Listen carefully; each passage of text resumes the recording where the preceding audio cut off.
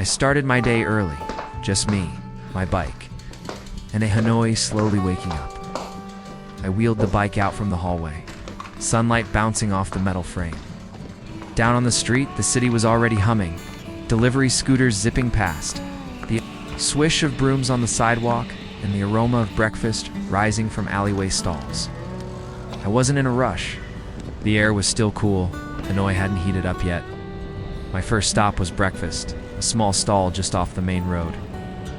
It was Hai Ants Tile, B&H Mie, a type of Vietnamese baguette that's earned global recognition as one of the best sandwiches in the world. The bread was warm and crackly, packed with seasoned pork, pickled carrots, and daikon, fresh herbs, a thick layer of house-made PT. It was street food at its finest. Simple, satisfying, unforgettable. I leaned the bike against the curb and sat down on a foldable camping chair. It's the kind you'll see scattered along sidewalks across Hanoi. Not fancy, not run down. Just the way locals like it. Morning light filtered through the trees. A student biked past. An old man smoked silently. A flower vendor shuffled along. City moved and I stayed still. Next came coffee. I pedaled a few blocks to a quiet cafe I always go to, not luxurious, not rough, just comfortably local. Plastic tables, canvas umbrellas, familiar faces. I ordered a Ta Ph Now Us, Vietnamese iced coffee with sweetened condensed milk. Strong, sweet, cold. The owner brewed it slow with a metal fin filter, drop by drop. I sat back on another foldable chair, placed my helmet, and coffee on the table. The bike waited nearby, ready for what came next. That first sip, bold and sweet, jolted me awake, like the city itself. I drank slow, watched the street, let my mind wander out there beyond the traffic and concrete, where rice fields, sunlight, and steep hills. But first, one more sip, then I ride. I finish my coffee, wipe the condensation from the glass, and tighten the straps on my helmet. Time to go. I hop on the bike and start pedaling into the heart of the city. The roads are already buzzing. Hanoi doesn't just wake up, it explodes into life. Motorbikes swarm like fish in a fast current, honking as they weave through every gap. It's chaos, but somehow it flows. Every red light feels like a mini traffic jam. I stop behind a crowd of scooters. Some riders wear full face masks against the dust. Some hold a cup of iced tea in one hand. Some are glued to their phones. Sun is getting higher, and the heat rises from the pavement in shimmering waves. I take a breath. This isn't easy riding. You're constantly watching left, right, rear view. You're not just cycling, you're surviving, but that's the magic. Of it, you become part of the city, not above it, not outside it. You ride like a local, think like a local. You find rhythm in the chaos. There's a kind of focus that comes when everything moves fast around you. No time for distraction, just pedal, look, react, repeat. I pass schools with kids in uniforms. Waiting outside the gates, vendors selling noodles under colorful umbrellas, and cafes spilling out onto the sidewalks. The scent of fei, motor oil, and incense swirl together in the air.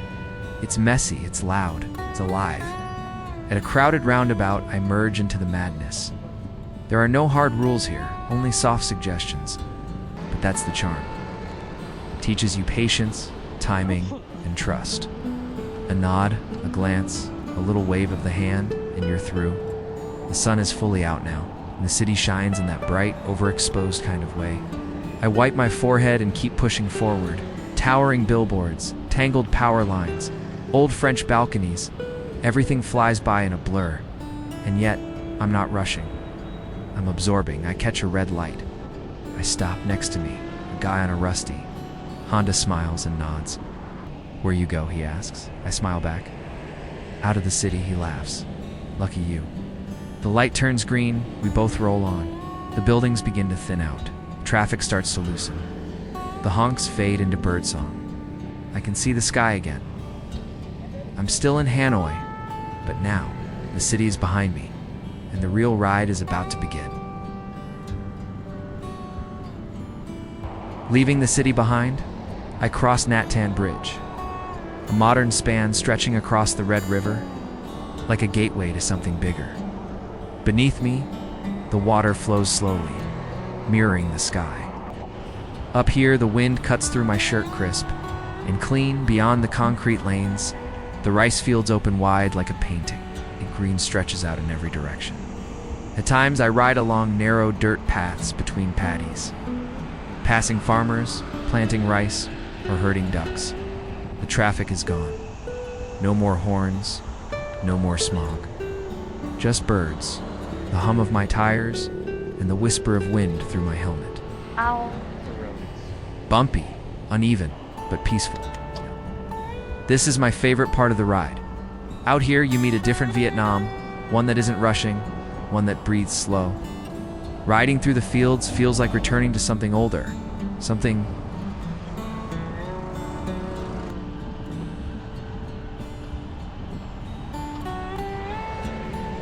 more honest. I stop at a roadside tea shack, a simple structure, the few low plastic stools and a big metal kettle at the center.